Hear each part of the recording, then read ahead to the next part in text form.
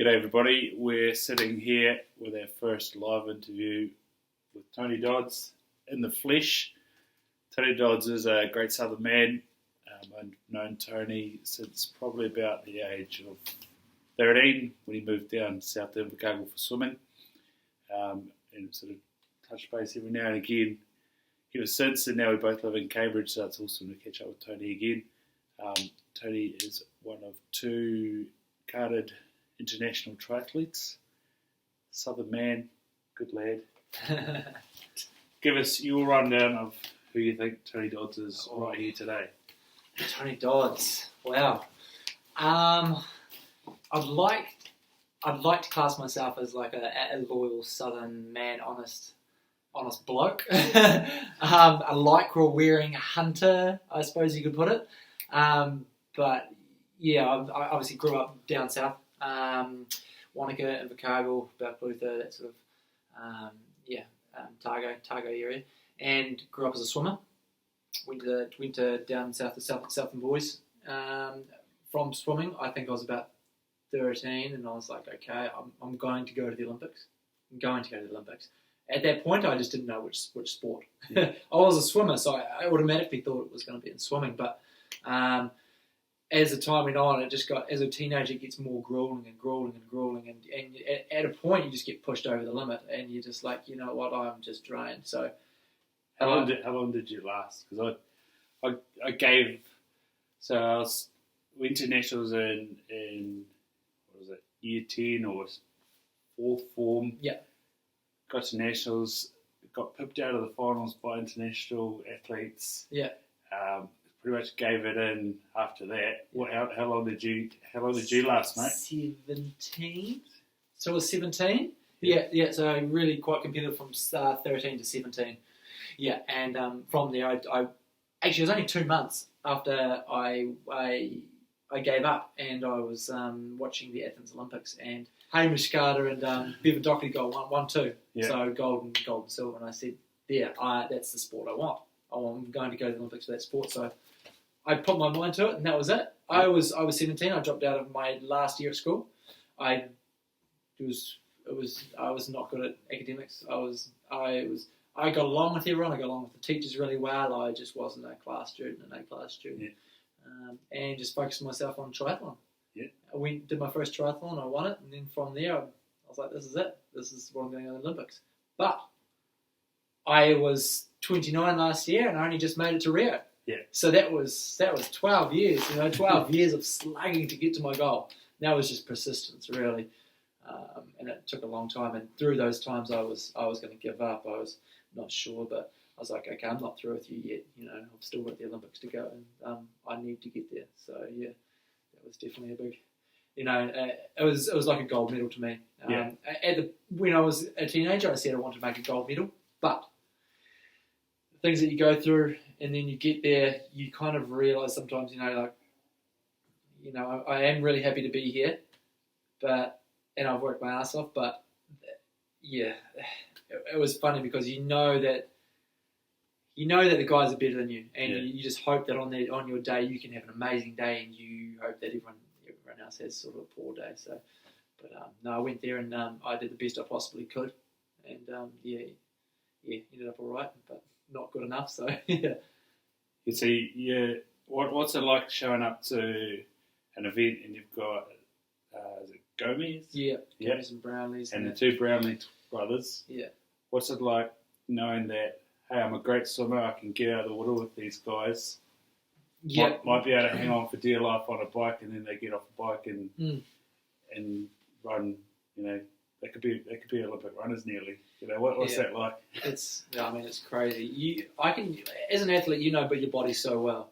You know if you're going to do really well or if not, and if you know that you're not going to do really well, you hope that you can fluke it for that race. So when you know you're going to do really well, you hope it's going to be a hard race. For me especially, I hope it's going to be a hard race so that you can drop all the runners and make it a good swim, bike and run course. So from there, but they're just exceptional. Like in our sport, you can try so hard, but now in our sport, it's become so professional that we are at the epitome of our fitness. Yeah. And so you can't go any higher, because the higher you go, it's more detrimental to you. Yeah. So you want to be in that perfect fitness state where everything comes along, your body, your mind, you're fit, you're happy, you're healthy. That's what it's like. It's like putting a puzzle together. It doesn't matter how fit you are, how much you've trained. Someone could have trained 40 hours, but they're in a deep, deep hole, because they've just overtrained.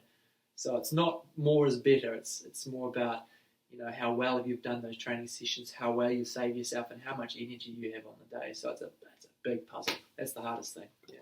Cool. So we'll come back to mindset around a race and around training and things later. But so I met you at 13. What was 5-year-old Tony like when Belcleuth was in? Is that right? Yeah. 5-year-old Tony was a little shit. Hyperactive, tantrums. I was definitely a water baby. Yeah. Sports was my life. But tantrums and everything. Yeah, I wasn't probably a very nice person. Yeah. Yeah. Yeah, very determined, as my mum says. Very determined little kid. Yeah. So, I think I've come out all right. It could have gone either way when I was a teenager. So I think she's pretty happy about that. Yeah. And you got a sister? Is she old? She's older? She's older, yeah. She's a police officer in Dunedin, with two beautiful kids. And so we always had little swimming races when we were young, and she still claims that she beats me in that. But she's the more academic and more musical one out of the family. Yeah. Yeah. And so, do you still have a tantrum now, or that's... in a way, I'm probably more. How would you put it? My mind's set. Like if someone says no, I'm just like, no, my mind's already set. You can't change my mind. And someone tries to talk to me, I'm just like, no, that's it. No, you can't talk me out of this. I don't want a conversation. My mind's already set. So, you could call that a tantrum. Yeah. Nice. Yeah. And so you mentioned that you're a Lycra wearing hunter. Yeah. That's sort of the brand. It's quite good for sponsors, because they're like, a Lycra wearing hunter, sports, like a triathlete. Like, this is a bit of a weird, but it's good for the brand, because I think as a sports person now, 10 years ago when I started, it was all about how good you were. You'd expect sponsors to come up to you after a good race and be like, "Do you want sponsored?" One of my sponsors now, I won't say who, but I asked for many times, and they turned me down, said we didn't have any space. Then all of a sudden, I won under 23 New Zealand champs, and they came up to me and said, "Hey, we actually have spaces open." And all I wanted to do was say no, no, you can't do this. But I was quite desperate at the time. So back then, you could get away with having good races, and sponsors would come up to you. Now it's more about your brand. If you can put as much effort into your brand and sponsorship as you do as you train, you will become a good athlete. There are so many people out there that have a great brand, but they're not actually good at the sports. Yeah. You can do anything online now. All that people care about is online sponsorship, online branding, promotions. And if you can do that, then people will want to sponsor you. It sucks as an athlete if you're a good athlete and not very good at that. So I think people are going to learn coming into a sport is that you have to put a lot into your branding. And I've had to change myself to cover my brand, and that's why I've gone with Agama, like wearing. I have to keep myself as a Southern man, I hunt, I do that. So all my sponsors have to be aligned with that brand. I can't go out and get a Rockstar brand, like Rockstar or it's something like that. It doesn't actually cover me as a Southern honest, loyal bloke. You know? Spates, that'd be a good one. Something like that. Yeah. But you were saying when we were chatting before this that you're not actually allowed alcohol sponsorship in the ITU. Within reason, you have to sort of. Yeah, I think it's spirits, and you can't go out with Jim Beam or something like that. So you kind of have to work around those areas, and there's little fine lines and contracts and that within New Zealand, and within your own brand, and within the ITU as well. So you have to keep all your bases covered, and tobacco as well. So yeah. But I saw the other day, and I think even I've seen a photo of you at a triathlon meet where you get a boot of beer. That was good. So how does that go down? Yeah, well, I was the only one that actually drank it. I took a knee and drank it. That was probably the last year that they gave it to us.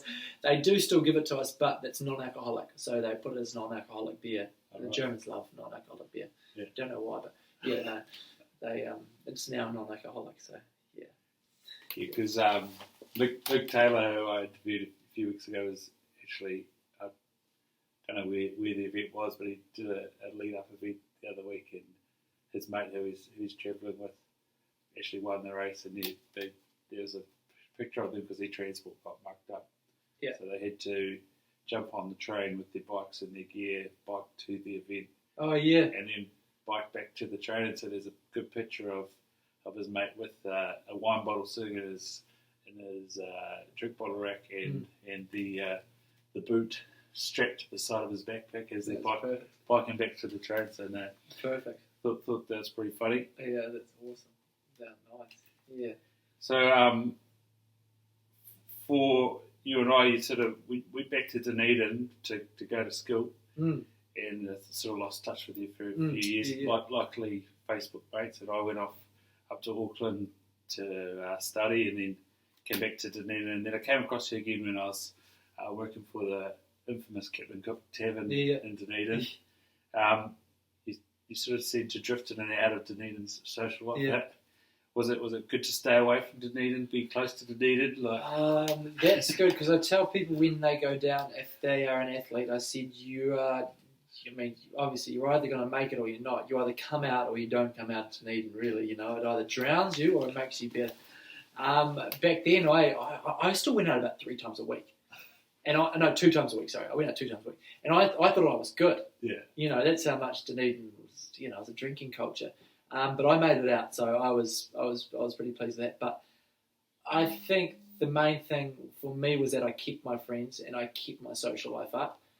And my parents have been a big influence in that and saying, triathlon's not always going to be there, but your friends will.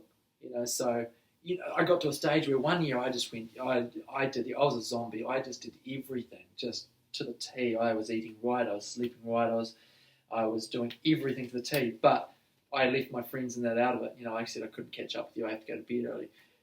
That made me kind of a better athlete, but it made me a worse person. Yeah. So as a brand and as myself, it wasn't me. So I had to change that, and to sort of sacrifice sometimes going to see my friends, making time for them, making time for family. And I think it's a big thing. That's what I said to people when they go down to Dunedin. So you got to have a bit of a balance. You can't just do. You just can't just drink. You can't just just be an athlete. You got to do a bit of both. Yeah. Nice. Yeah. And when we were talking earlier in the year, you had all your plans laid out for what you were going to do, and one of your goals there was to sort of have your race and then enjoy yourself a little bit after that. Give yourself the luxury of a beer or a night out with people. Yeah. What sort of brought on that really enjoying the place you're in mentality? Yeah, so I changed that a bit because everybody was saying, "Oh, how was this place? Did you go see this? Did you just go see that?" We travelled to 13 different countries a year, and yet we don't actually see much of it. We go out, we hit the airport, we get there, we get picked up, we get taken to a race hotel. Next day we have race briefing. Next day we have the race. We get back out. We get driven to the airport. We straight back on the plane to the next place. And I thought, we go to these wonderful places that has an amazing culture. Why are we not seeing any of this? And everyone asks you, did you not see any of that? I was like, no, we saw a hotel.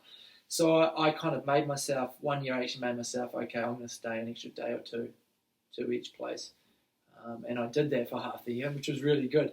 And had a local guy take me to places around and discover the culture.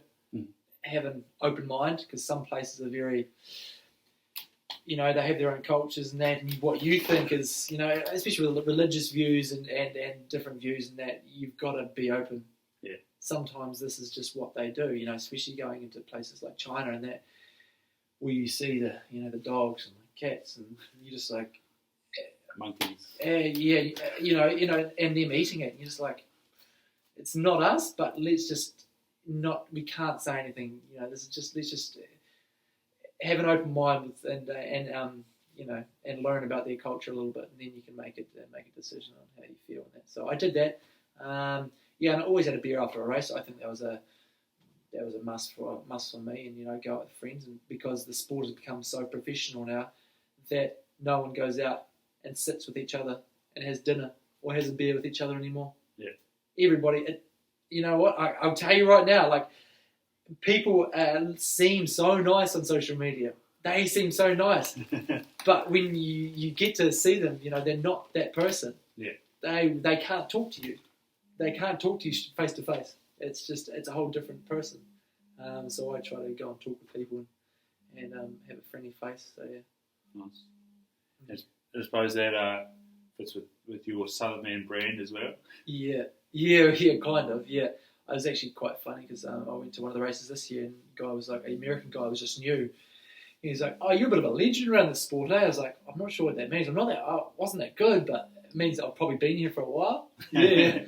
Yeah, it goes, "Oh, no, and you're hunting and everything." And they started to interview me about my hunting, and I was like, "This is kind of cool, you know. At least I've sort of brought something to the table that people can talk about, you know."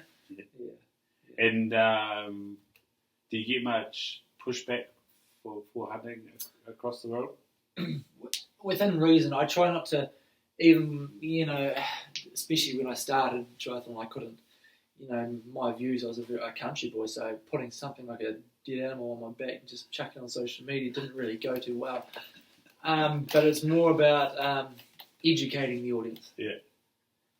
I mean, we've obviously grown up hunting, and it's become a thing for us that we kind of now have to educate people about why we do it, and sometimes even educating ourselves about, you know, okay, we do this for the food. Let's just not go out and kill animals. You know, let's just do this because either one, we're culling, or, you know, keeping the population at bay, or, you know, two, we're having it for meat. You know, I've taught myself.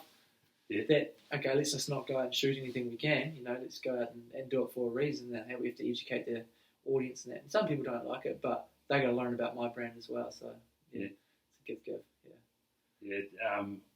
Have you come across Cameron Haynes, who's the Under Armour sponsored, he's a bow hunter from the States? Oh, no.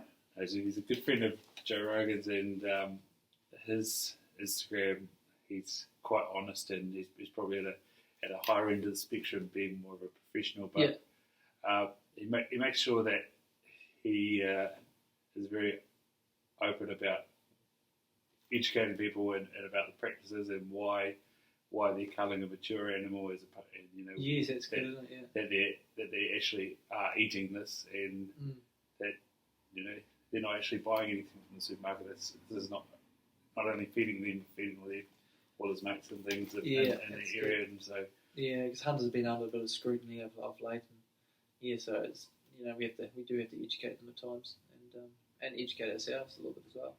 Yeah. Nice. Yeah. So you've been to places like Belgium and Holland and America and Canada, and of course Germany, and you managed to get a relationship out of going to a place like Germany. Yeah. How does one have a fleeting visit to a country and then all of a sudden come to New Zealand, and all of us here in New Zealand go, "How's this happened, Tony?" You know? I know. Oh, you go. We're going back to me going out after races and actually experiencing the culture, experiencing the culture. That is so to say. And I mean, going out and having a beer, and actually just talking to people. You know, athletes go down and get physio straight away, and they don't talk to them, and then they just go back to the hotel and that. And I tend to talk to people, know what they're like and that. And ended up meeting my partner now, and at one of the races and that, and then next thing lead to a drink, and it was good. So now she's back in New Zealand. Jackpot. Find things in strange places. No, so it's ended up alright. Very good. Now you've got the merch on. Coached. Yes. Yeah. Tell us a little bit about Coached. Yes. So this is Coached Fitness. Yeah. It's a Singapore-based company. Does triathlon and running. It's an online heart rate training programs. It's one of its kind, and what I mean by that is that someone could come up to you and write you an individual program, but they could only really do it for maybe 10, 12 people because it's it's a lot to write an individual program. This we have an algorithm. Yeah. This is based on many. You do. No, not me. No. We've built an algorithm over many years. Yeah. Ben Pullum has who built the site, and it's based on heart rate. We think that people train too hard, and it's scientifically proven that people train too hard. So we asked about 10 questions when they sign up. From those, we give them a heart rate. It automatically gives them a personalised program. So we can take on tens of thousands of people, but they are getting an individual program. And it's a heart rate program, so we make them stay at that heart rate. And it's about building an aerobic base because people don't have an aerobic base. They go out and they smash themselves and smash themselves and smash themselves. And what happens is that you just get more stressed. And on top of that, you're working an 8 to 5, people working an 8 to 5 job. They come home and then they go out and smash themselves. And then they come back from training and they have kids and family and they're all grumpy and that. What we want to do is promote a healthy lifestyle so that they're not training as much and they're training easier, but they're actually becoming more healthier, benefits for everyone. Their work's becoming better, their training's becoming better because they can do it for longer. And what also we do is we promote high fat, low carb. There was something that I wasn't into at the start. I know it does have a benefit, so I went over there and I experienced it for myself and learned about lactate testing and fat burning and everything like that. So I learned about that, and we promote that to our athletes as well. And I've seen some amazing results. I did a fat burning test, and I was actually okay, but still a lot to learn on it.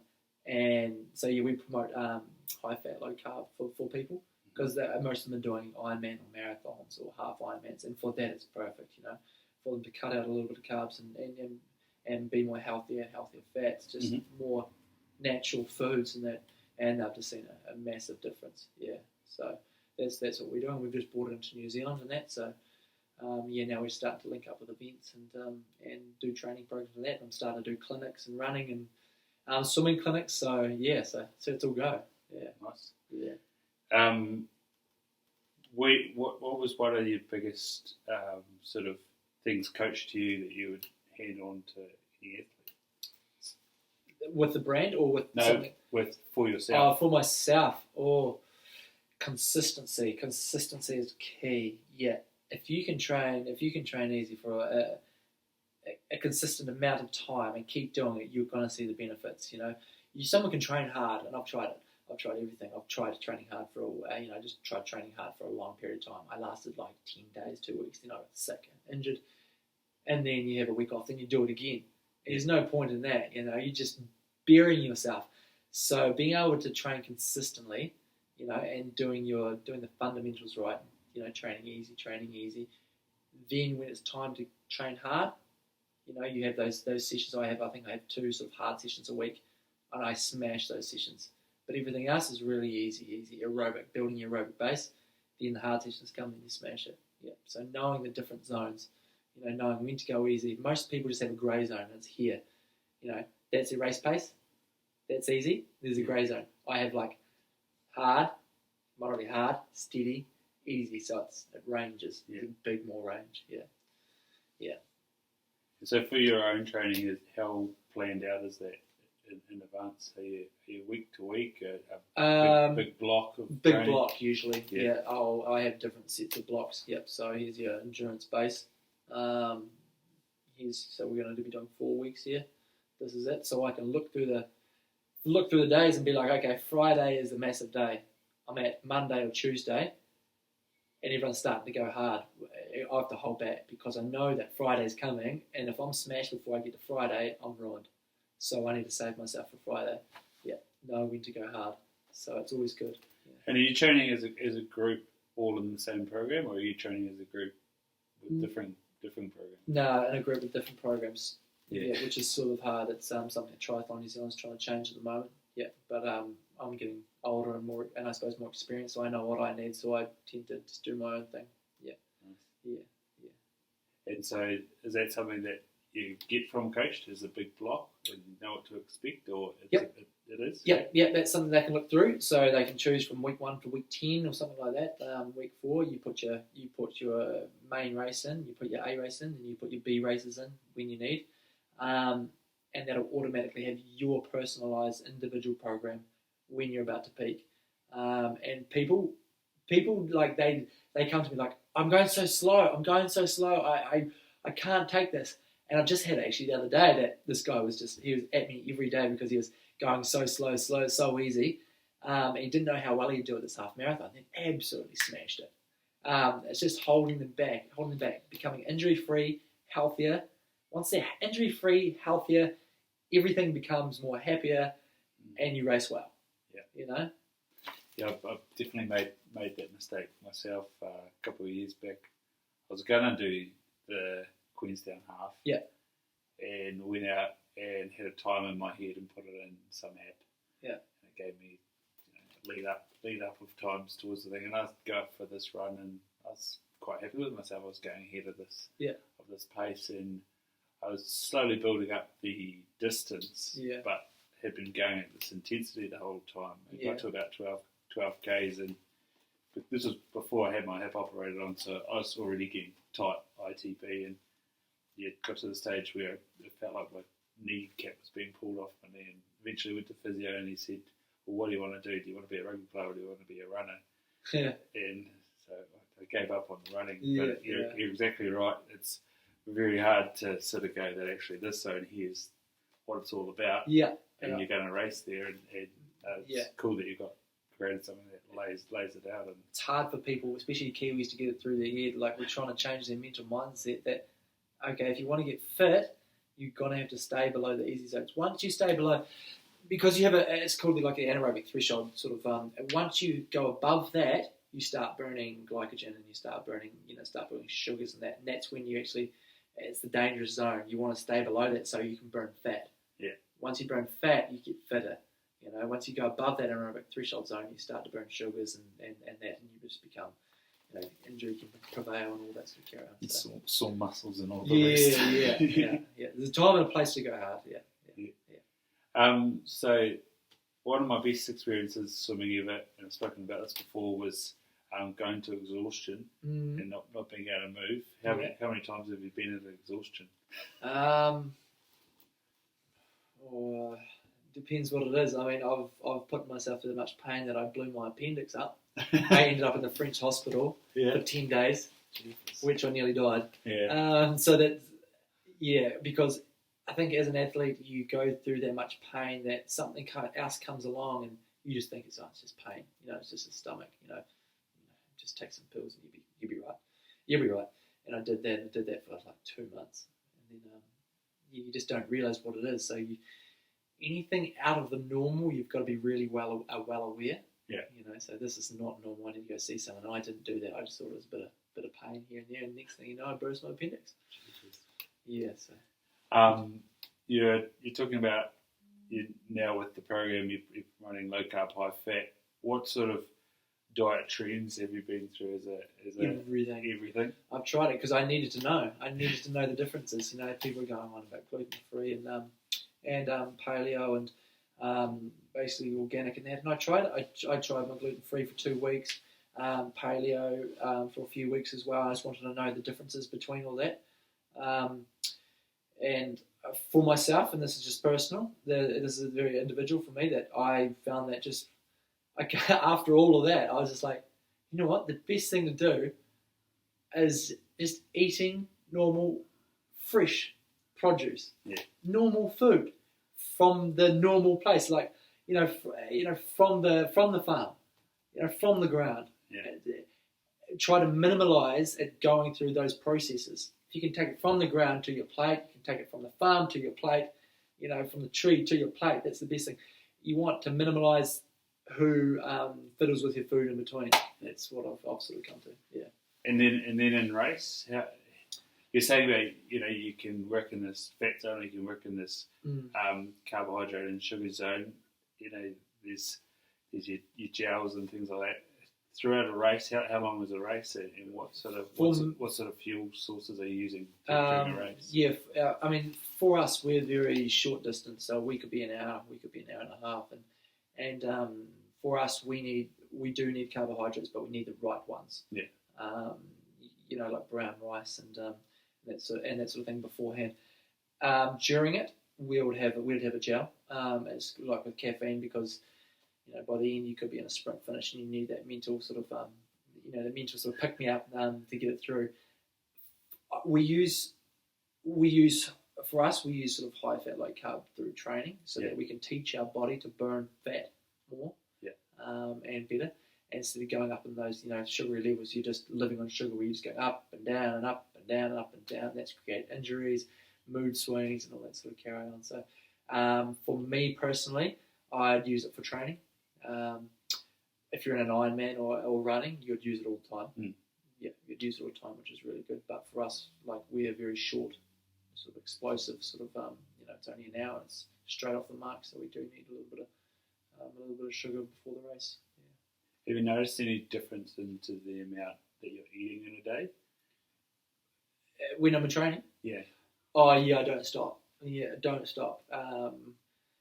It's always eating. Yeah, absolutely always. And they said, how many meals are you having a day? I'm like, oh, I'm not just having meals. I'm just constantly eating. There's like a plate just constantly there, like, what are you eating for breakfast? And I was like, which one? I've got 3 breakfasts, There's before training, there's after training, then there's, just before I go have a little nap training, for food, and then there's lunch, and I'm just always eating because I'm always eating around training. I specifically put my food around training, so like within 30 minutes of finishing, I'll have this set meal. Before, I'll have this set meal because that's what suits my stomach, and that's what's going to get me through the session. And then after that, I'll just snack away. Yeah.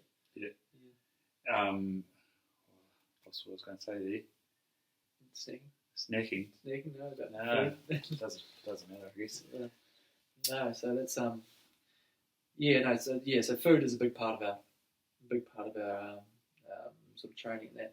And if you don't get that right, you're probably missing out on about 20% of your potential, really. Yeah. No, it just came back to me. You say you're eating all the time, and you're lean as hell. Yeah. Do you know your calorie expenditure? No, I wouldn't have a clue.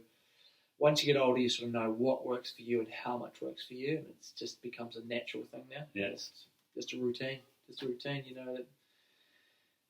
the good food is where it's at. And I mean, I think it was earlier this year.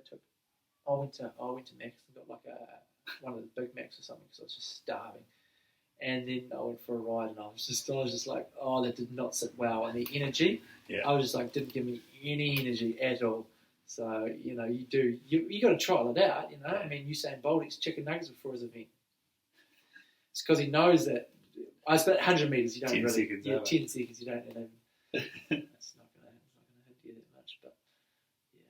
Have you ever had a situation where you've been training too much for your intake, or the other way around, you've been eating too much? You have? Yeah, you got to get that right. You got to feel what's right. You can kind of be like, okay, I've eaten too much. I'm about to go for a run, or people around me know. Like people around me, it's like you're not quite getting the amount in. My nutritionist probably like.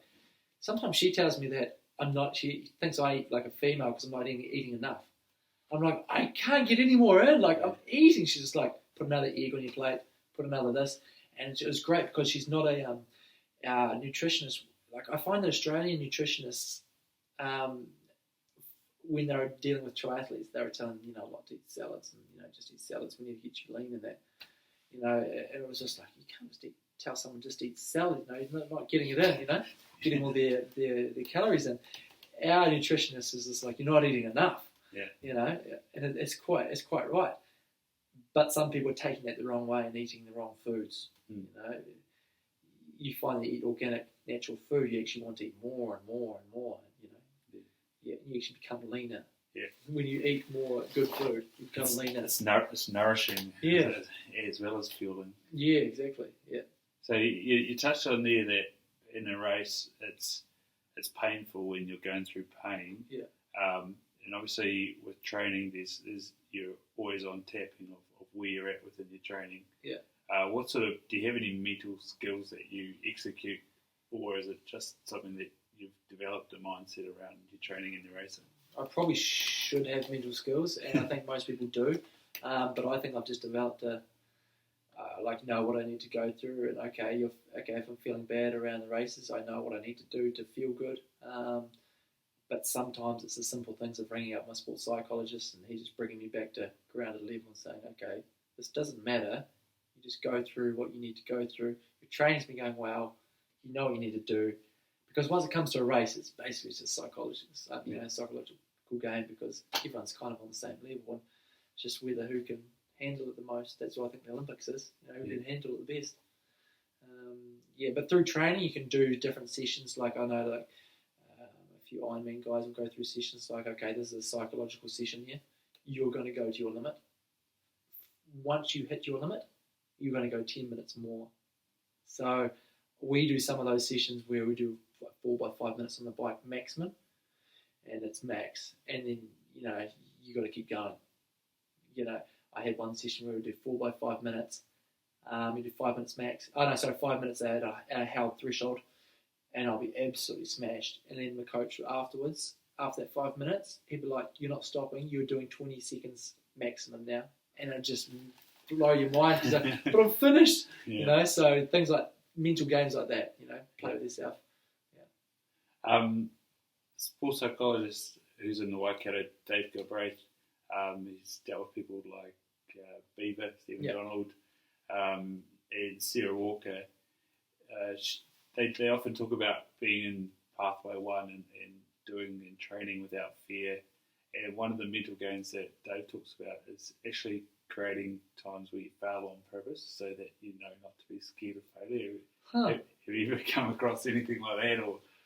Or is there any moments where you have missed your mark, where you've sort of gone to yourself, hey, this really doesn't matter that much, and I'm enjoying myself and carrying on to your next goal? Oh, absolutely. It happens all the time. Yeah. I mean, we have about 15 races a year, and there's always, over half of them don't go the way you planned. Yeah, so you have to go through the failures and that, and you're failing most days, really. It's not all, it's not all sunshine and lollipops, but you only get one of those days usually out of the week where it is. Yeah. But when you're about to retire, like sometimes I've thought is that then there's that perfect race where you're just like, that's why I do it. That's why I do it. That one day in that year, you're just like, yeah, I've got it. Yeah, that's what makes you keep going. Yeah. Nice. And mate, you're here in New Zealand. You're not over in Rotterdam. Yeah. You put up a post on Instagram today. Yeah. What do you think sort of happened there? About injuries again. Yeah, just late in the season and too much racing and too much flying, really.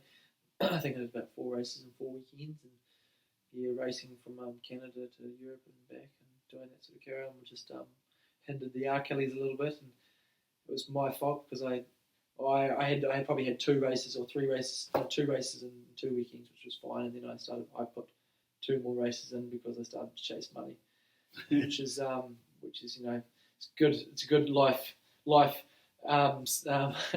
lesson as well, because you don't always need to chase money. You got to look after your body instead. And money got involved with me, and I thought I could get some more money, but it's hindered the rest of my season.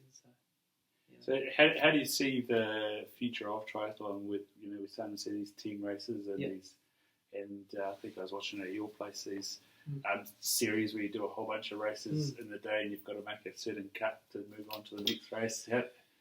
Do you think that's going to be the future of triathlon and that the Olympics are going to be a separate pinnacle event, or do you think they're going to complement each other? Yeah, I mean, the bottom line is that the Olympic distance is I don't think it should get any shorter, because I think that's the true epitome of an Olympic triathlon. Not Ironman, but Olympic triathlon. It's the true triathlete. It's a swim, bike and run, and it's hard. For a sprint distance, you can get away with it. So you might have these young guys, it's a bit shorter, so you can actually get away with it. So someone might have a really good day and come out on top. Shorter stuff where they're doing multiple races in a day, that's becoming more and more popular. the only thing is that it's great for publicity. It's Yeah. great for sponsors. It's great to watch, and that's what people want to do. You know, they want to watch stuff like that. I want to watch stuff like that. It's hard on the athlete, but things that are coming up, they're starting to force athletes to make more of a brand for themselves, I suppose, so to say. They want to see more rivalries, which is fair to say. They want to see, the rivalries between people and that, and back in the old days when people didn't like each other. Sports now is becoming more friendly, professional, good sportsmanship, which is also great. But I've just heard, actually, I went over and I met up with the director of NASCAR, and they said, I want to see more rivalries. I want to see, a bit of biffo. I want to see some, because people will watch that. So I think that sports is going to go back to that. They want to see it, but they're forcing it. Yeah. So they're forcing people's, I suppose, their personality. They're wanting people to say bad stuff, so that people are like, oh, he's a. It's like on reality TV. They're forcing The Bachelor. They're forcing people to say stuff. Yeah. Which is not normal. So it's good and bad. Yeah. Good and bad. Do you have a big plan for you after sport? No big plan. No, we're in the middle of making plans. Yeah. Seeing what comes in that and seeing my options. I think I just want to learn and study as I suppose you are learning more about different things. And you just got to dip your hands in heaps of little different things. Yeah. But as I got woken to last night, and my partner was like, I really want you to do just what you love instead of doing what you have to do. Yeah. Or need to do. I want you to do what you love instead. So it was quite cool. I was like, I've always stood by that as well. I want to do what I love. So, so I suppose it's figuring out what that is after triathlon. Then I love coaching and love doing that, but I also love the outdoors. Yeah. So not too sure. Not too sure. Not too sure. Cool, mate. So where can anybody find you, and where can they find Coached as well? Yeah, you can go onto coach.fitness, and you can have a look around the site there. And it's very big in Asia. We have probably I think it's over 2,000 or 3,000 people signed up with it. And you're talking to us as well. We look after you, talk about your training programs, and we actually make sure that you're on the right task. There's a platform there, a dashboard, where you can ask us questions, and we'll answer them, or we can just come and meet me on Facebook or Instagram and that. It's under Doddsy, or Tony Dodds under Facebook. So yeah. Nice, mate. Yeah. Well, thanks very much for doing Thank you, sir. Brilliant. Best of luck. Yeah, cheers, mate.